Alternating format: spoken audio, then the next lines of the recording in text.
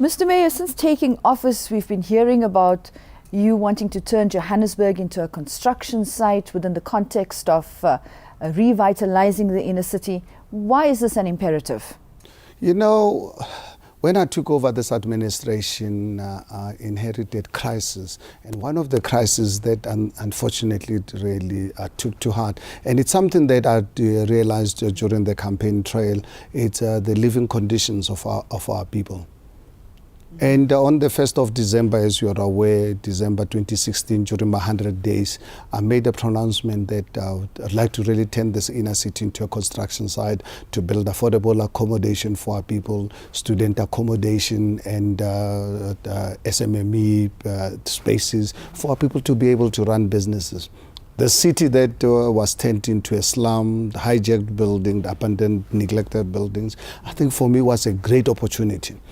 Why opportunity? Because there's municipalities like us in Johannesburg. Over the last 24 years, we pursued this failed system of RDP houses where we're building these bad quality houses, some of them 60, 80 kilometers away from opportunities. And I'm saying to myself, here's a great opportunity. Let's take back the city from the criminals.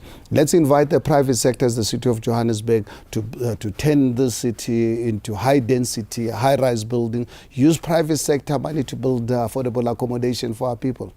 I then embarked on engaging council, come out with a report, culminating the last Friday with council approving 71 buildings that in 2 weeks' time tenders will be going out for the private sector to give us proposals. So I'm really very excited. For me, my first biggest achievement ever since I became the mayor of the city of Johannesburg. Take us back, Mr. Mayor, to the process that preceded you having these 71 buildings to hand over to developers. Well, you know, the first thing, because unfortunately we work in a very highly regulated environment, so the first thing was to prepare a report to council to sell this broader picture of the inner city rejuvenation project, which was approved by council. And then from there, then I have to start identifying buildings that the city owned.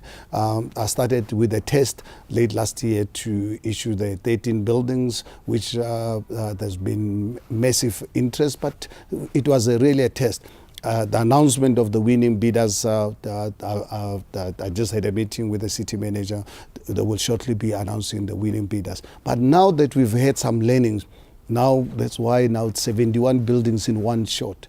So, and it is my wish and it is my dream to ensure that at least every year, for as long as I'm the executive mayor of the city of Johannesburg, we must make available a minimum of 100 buildings. Some of the buildings are privately owned, where we are looking for the owners, and where we cannot find the owners, unfortunately, we're left with no option than to expropriate those buildings so that we can offer them to the private sector. Where we can find the owners, we are going to engage them to ensure that they renovate and refurbish these buildings, because we cannot afford to live in a derelict environment. Our people deserve dignity.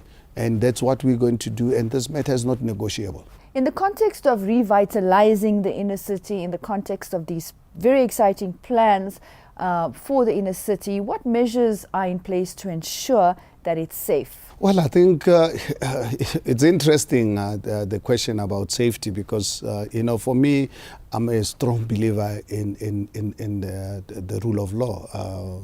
When I took over this administration, the first 6 months of doing my adjustment budget, the biggest investment I made was on the recruitment of 1,500 JMPD officers, because I looked at the size of the JMPD officers to look after over 5 million people. I realized this can't work.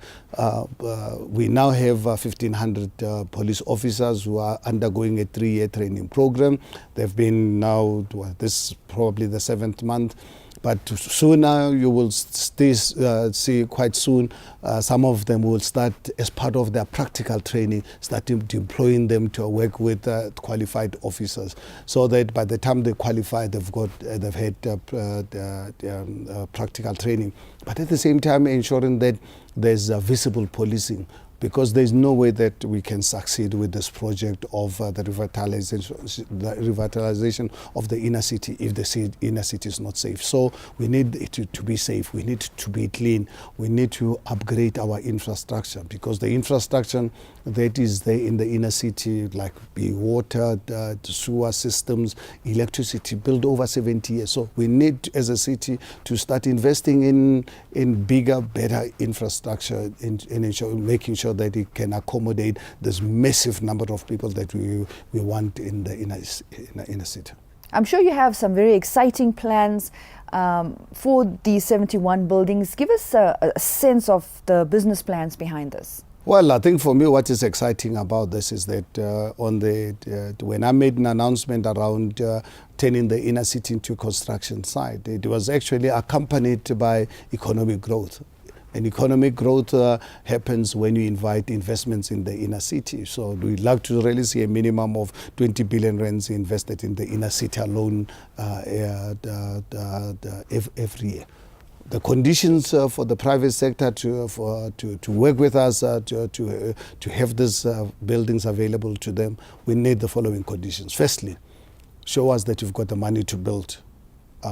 Because we're not looking for someone who just buys a bucket of paint and paint a building and you think this is, no. We're looking for someone with the necessary resources to be able to build high-rise buildings. Demonstrate to us how many units you're going to be building.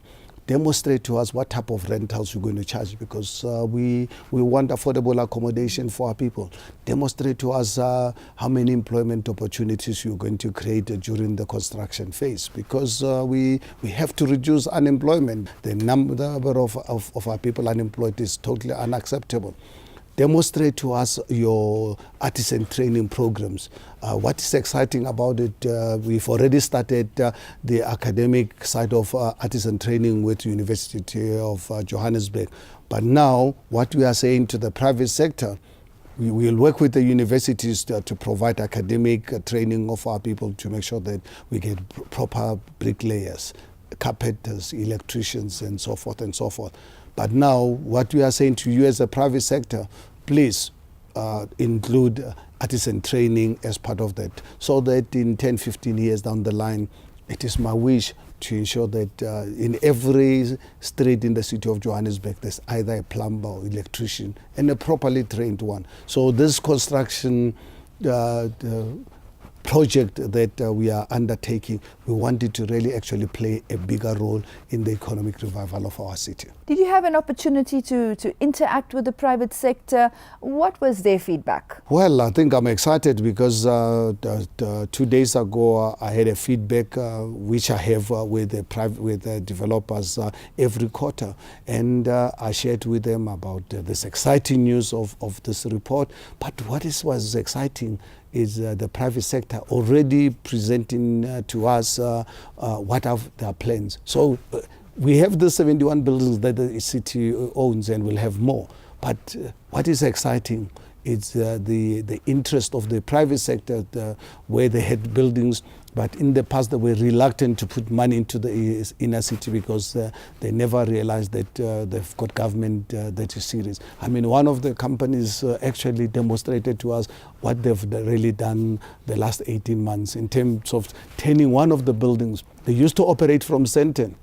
Once obviously they started hearing my preaching of turning the inner city into a construction site, they've on their own, before us, took one of the buildings, turned it into one of the modern sites, and without actually losing staff. People are happy. Obviously, what they are asking us to do is to ensure that we make sure that we deal with the question of the security, which I've elaborated what plans we've got in terms of security. They want us to clean the city. As you are aware, we've got RSA project that is gaining momentum on a monthly basis. So I think if I really look at it, within the next 5 years, by the time I step down from this the office in 2021, the city of Johannesburg will be a construction site. Within the next 15 years, the city of Johannesburg will be one of those cities that all of us as South Africans are going to be proud to have as a city. And I hope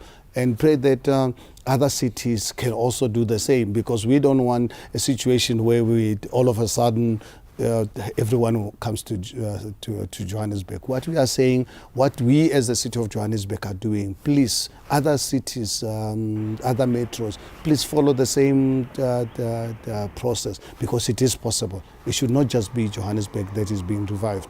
Let us revive all the cities throughout the country.